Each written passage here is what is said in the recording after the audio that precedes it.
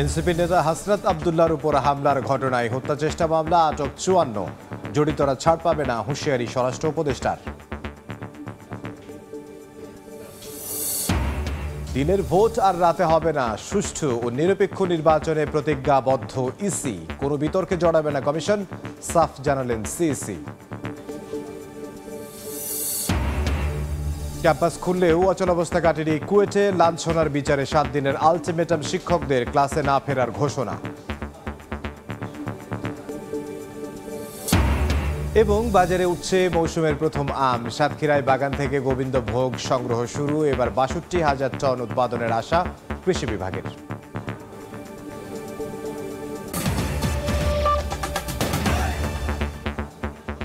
বাংলার সময় সঙ্গে আছে আমি ইমদাদুল হক। হাসনাত আব্দুল্লাহর উপর হামলার ঘটনায় হত্যা চেষ্টার মামলা করেছে এনসিপি। বিকেলে গাজীপুরের বাসন থানায় এ মামলা করেন দলটির জেলা ও মহানগর প্রতিনিধি। এদিকে হামলায় জড়িত সন্দেহে ৫৪ জনকে আটক করেছে পুলিশ। তারা সবাই আওয়ামী লীগ ও এর সহযোগী সংগঠনের নেতাকর্মী। হামলায় জড়িতরা ছাড় পাবে না বলে যে হুঁশিয়ারি দিয়েছেন স্বরাষ্ট্র উপদেষ্টা। গাজীপুরে রোববার সন্ধ্যায় হামলার শিকার হন জাতীয় নাগরিক পার্টির দক্ষিণাঞ্চলের মুখ্য সংগঠক হাসনাত আব্দুল্লাহ। এরপর নড়েচড়ে বসে আইন শৃঙ্খলা বাহিনী। রাতভর চলে বিশেষ অভিযান। আটক করা হয় ৫৪ জনকে। তাদের প্রায় সবাই আওয়ামী লীগ ও এর বিভিন্ন সহযোগী সংগঠনের নেতাকর্মী।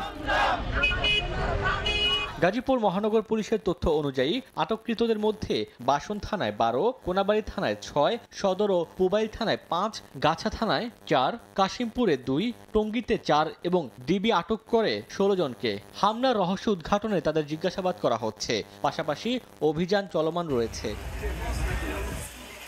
হাসনাতের ওপর হামলার ঘটনায় মামলা করতে সোমবার দুপুর ১২টার দিকে থানায় আসেন জেলা এনসিপির নেতাকর্মীরা। বিকাল ৫টার দিকে হত্যা চেষ্টার অভিযোগে মামলা করেন দলটির গাজীপুর জেলা ও মহানগর প্রতিনিধি খন্দকার আল আমিন। সচিবালয়ে স্বরাষ্ট্র উপদেষ্টা বলেন, হামলায় জড়িতদের কেউই ছাড় পাবে না। ৫৪ জন গত রাত্রে তাদের আমরা আইনের আওতায় নিয়ে আসছি। ৫৪ জন আইনে আওতায় এরকম ধরনের ঘটনা যারা ঘটাতে চেষ্টা করবে তাদের কাউরই কোনো ছাড় দেওয়া হবে না। দিনের ভোট আর রাতে হওয়ার কোনো সুযোগ নেই, সুষ্ঠু ও নিরপেক্ষ নির্বাচন করতে প্রতিজ্ঞাবদ্ধ ইসি। সকালে ময়মনসিংহ সিটি কর্পোরেশনের সভাকক্ষে নির্বাচন কর্মকর্তাদের সঙ্গে মতবিনিময় সভায় এসব কথা বলেন প্রধান নির্বাচন কমিশনার এএমএম নাসির উদ্দিন। জানান, কোনো রাজনৈতিক বিতর্কে জড়াবে না কমিশন। সোমবার সকালে ময়মনসিংহ সিটি কর্পোরেশনের সভাকক্ষে নির্বাচন কর্মকর্তাদের সঙ্গে মতবিনিময় সভায় যোগ দেন প্রধান নির্বাচন কমিশনার এএমএম নাসির উদ্দিন। আগামী নির্বাচন নিয়ে কর্মকর্তাদের নানা দিক নির্দেশনা দেন তিনি। দিনের ভোট রাতে চায় না, আমাদের কমিশনারদের মধ্যে কেউ চায় না। এ সময় সিইসি জানান, সুষ্ঠু ও নিরপেক্ষ নির্বাচন করতে কমিশন প্রতিজ্ঞাবদ্ধ। বলেন, এখন আর দিনের ভোট রাতে হওয়ার কোনো সুযোগ নেই। ইসি কোনো রাজনৈতিক বিতর্কে জড়াবে না বলেও জানান তিনি। নিরপেক্ষ একটা নির্বাচন অনুষ্ঠানের জন্য আমরা শপথবদ্ধ। এখানে কোনো ধরনের কোনো প্রভাব, কোনো ধরনের কোনো চাপের কাছে আমরা মাথা নোয়াবো না ইনশাল্লাহ। অতীতের যেগুলো হয়েছে এগুলো আজ যাতে পুনরাবৃত্তি না হয়, সেটাই আমার লক্ষ্য। ঢাকা দক্ষিণ সিটির মেয়র হিসেবে ইশরাক হোসেনের শপথের বিষয়েও সাংবাদিকদের প্রশ্নের জবাব দেন প্রধান নির্বাচন কমিশনার। বলেন, শপথ পড়ানোর দায়িত্ব স্থানীয় সরকার মন্ত্রণালয়ের। এ বিষয়ে নির্বাচন কমিশনের কিছু করার নেই। আমি জানি না, এটা শপথ দেওয়ার দায়িত্বটা স্থানীয় সরকার মন্ত্রণালয়, ওনাদেরকে জিজ্ঞেস করেন। আমরা তো শপথ পড়ানোর কেউ না। মতবিনিময় সভায় অংশ নেন ময়মনসিংহ অঞ্চলের ৬ জেলার নির্বাচন কর্মকর্তারা। ওবায়দুল হক, সময় সংবাদ, ময়মনসিংহ। খুলনা প্রকৌশল ও প্রযুক্তি বিশ্ববিদ্যালয়ে একাডেমিক কার্যক্রমে অচলাবস্থা কাটছে না। দুপুরে শিক্ষক সমিতির সাধারণ সভা শেষে শিক্ষকদের উপর হামলা ও লাঞ্ছনার ঘটনায় জড়িতদের শাস্তি নিশ্চিত না হওয়া পর্যন্ত একাডেমিক কার্যক্রমে না ফেরার ঘোষণা দেন তারা। ৭ কর্মদিবসের মধ্যে দাবি পূরণ না হলে প্রশাসনিক কার্যক্রম থেকেও বিরত থাকার হুঁশিয়ারি তাদের। দফায় দফায় বৈঠকেও সংকট কাটছে না খুলনা প্রকৌশল ও প্রযুক্তি বিশ্ববিদ্যালয়ে। শিক্ষকদের উপর হামলা ও লাঞ্ছিত করার ঘটনায় জড়িতদের শাস্তি নিশ্চিত না হওয়া পর্যন্ত একাডেমিক কার্যক্রমে ফিরবেন না বলে সাফ জানিয়ে দিয়েছেন শিক্ষক সমিতির নেতারা।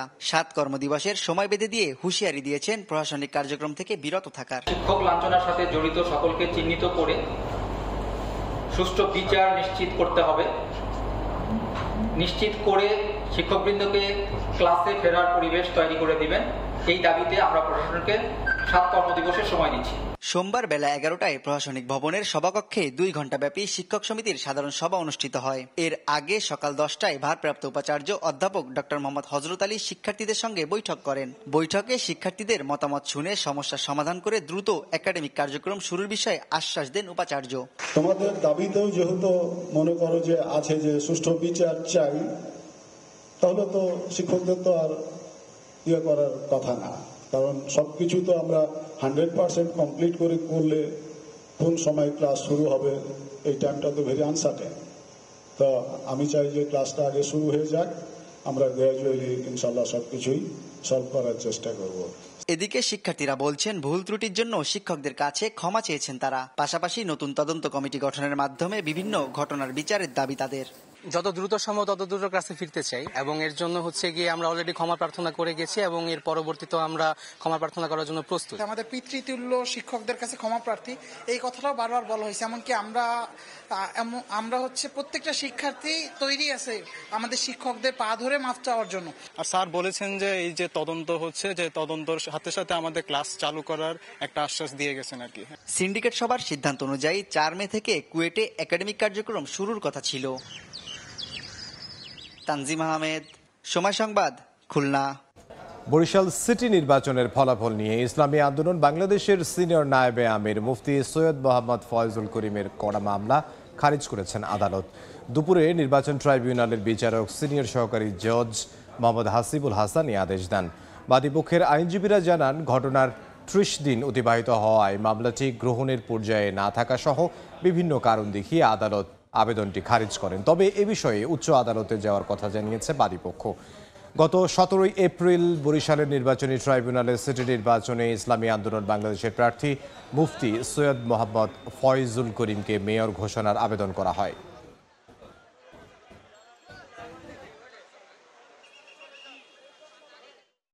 আদালত বলল যেহেতু এতদিন 645 দিন বা 37 দিন এটা তামাদি হয়েছে, আমার পক্ষে এটা গ্রহণ করা সম্ভব হচ্ছে না।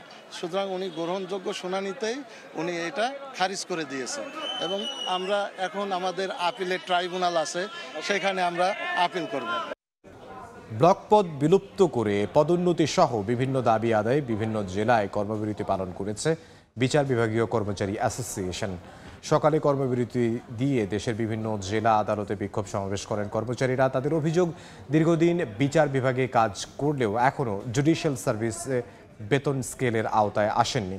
এতে বেতন বৈষম্যের শিকার হচ্ছেন তারা। পাশাপাশি ব্লক পদ বিলুপ্ত করে পদোন্নতির সুযোগ সহ স্বতন্ত্র নিয়োগ বিধি প্রণয়নের দাবিও জানান তারা। সুনামগঞ্জে 34,000 ভারতীয় রুপি সহ এক যুবককে আটক করা হয়েছে। বিজিবি জানায়, সকালে তাহিরপুর উপজেলার বীরেন্দ্রনগর সীমান্তে রফিক মিয়া নামে এক যুবক ভারতীয় খাসিয়া বস্তির কারবারির কাছ থেকে 34,000 রুপি নিয়ে বাংলাদেশে প্রবেশ করেছে এমন খবরে অভিযান চালানো হয়। ভারতীয় রুপি সহ তাকে আটক করা হয়। পরে তার বিরুদ্ধে মামলা দিয়ে তাহিরপুর থানায় হস্তান্তর করা হয়। ভোলায় যাত্রী ওঠানো নিয়ে সিএনজি চালিত অটোরিকশা শ্রমিকদের সঙ্গে মারামারির ঘটনায় দ্বিতীয় দফায় ধর্মঘট পালন করছে জেলা বাস শ্রমিক ইউনিয়ন। এতে রোববার সন্ধ্যা থেকে জেলার অভ্যন্তরীণ 5 রুটে বন্ধ রয়েছে বাস চলাচল। এদিকে একই ঘটনায় পাল্টা কর্মসূচি হিসেবে সিএনজি অটোরিকশা চলাচল বন্ধ রেখেছেন চালকরা। গত 28 এপ্রিল চর ফ্যাশন বাজারে যাত্রী তোলাকে কেন্দ্র করে সিএনজি চালকরা অনন্যা পরিবহনের এক চালক ও শ্রমিকদের মারধর করে। এ ঘটনায় সেদিন সন্ধ্যা থেকে ধর্মঘটের ডাক দেয় বাস শ্রমিক ইউনিয়ন। পুলিশের আশ্বাসে পরদিন ধর্মঘট তুলে নেয় বাস শ্রমিকরা। আমের গুণগত মান বজায় রেখে সাতক্ষীরায় শুরু হয়েছে বিষমুক্ত আম সংগ্রহ। বাজারে উঠেছে গোবিন্দভোগ, গোপালভোগ, বোম্বাই ও গোলাপ ঘাস। তবে ন্যায্য দাম না পাওয়ার অভিযোগ করছেন আম চাষিরা। সাতক্ষীরা থেকে মমতাজ আহমেদ বাপির পাঠানোর ছবি ও তথ্য নিয়ে রিপোর্ট। সাতক্ষীরার বাগানে বাগানে আম সংগ্রহের ধুম পড়েছে। গোবিন্দভোগ, গোপালভোগ, মুম্বাই ও গোলাপ ঘাসের বাজারজাতকরণও শুরু। 20 মে থেকে হিমসাগর, 27 মে ন্যাংরা এবং 5 জুন থেকে আমরুপালি আম সংগ্রহ ও বাজারজাত শুরু হবে। নির্ধারিত সময়ের আগে কোনো বাগানে আম পাকলে স্থানীয় কৃষি কর্মকর্তার অনুমতি নিয়ে সংগ্রহ ও বাজারজাত করতে পারবেন চাষিরা। তবে বাজারে ন্যায্য দাম না পাওয়ার কথা জানান তারা। একই সাথে সবাই আম ভাঙতেছে, এই কারণে বাজার খুবই খারাপ।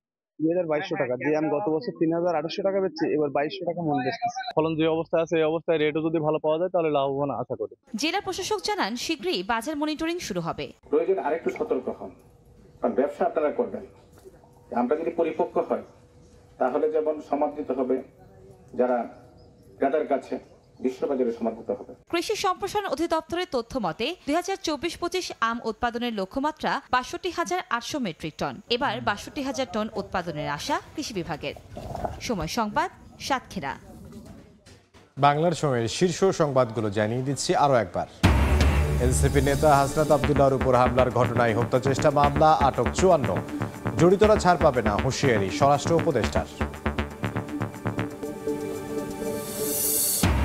দিনের ভোট আর রাতে হবে না, সুষ্ঠু নিরপেক্ষ নির্বাচনে প্রতিজ্ঞাবদ্ধ ইসি, কোনো বিতর্কে জড়াবে না কমিশন, সাফ জানালেন সিইসি। এবং ক্যাম্পাস খুললেও অচলাবস্থা কাটেনি কুয়েটে, লাঞ্ছনার বিচারে 7 দিনের আলটিমেটাম শিক্ষকদের, ক্লাসে না ফেরার ঘোষণা।